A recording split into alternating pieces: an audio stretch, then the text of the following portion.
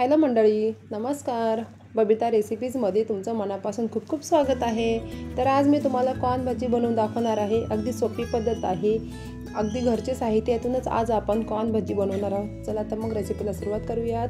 सर्वात प्रथम साहित्य पाहून घेऊया. इथे 1 वाटी मक्याचे दाणे, लसूण हिरवी मिरचीची पेस्ट, 1 चमचा लाल तिखट, 1 चमचा धने पावडर, 1 चमचा जिरे, चवीनुसार मीठ, पाव चमचा गरम मसाला, पाव चमचा हळद आणि 1 वाटी बेसन पीठ. चला तर मग पुढच्या तयारीला लागूयात.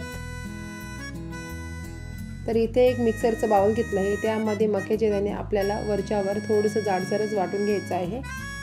तर तुम्ही बघू शकता अशा प्रकारे मी ते वाटून घेतलेलं आहे. जास्त बारीक करायचं नाही आहे. आणि थोडे मक्याचे दाणे मी काढून ठेवले होते. तेही मी त्यात लसूण हिरवी मिरचीची पेस्ट, लाल तिखट, गरम मसाला, धने पावडर, जिरे, हळद, ओवा आणि बेसन.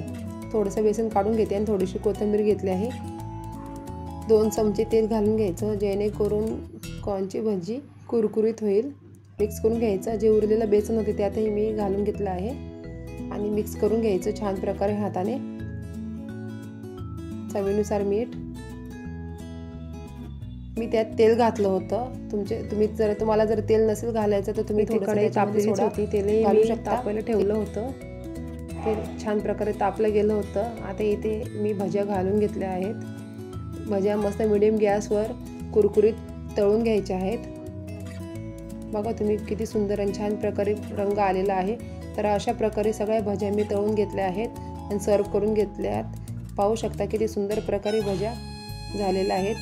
कुरकुरीतही झाले आहेत, आतूनही छान मस्त फुगलेल्या आहेत. तर मंडळी अशाच प्रकारे तुम्ही या भज्या बनवू शकता. तर अशाच नवीन नवीन रेसिपी पाहण्यासाठी बबिता रेसिपीजला लाईक करा, शेअर करा आणि सबस्क्राईब करा. Bye bye.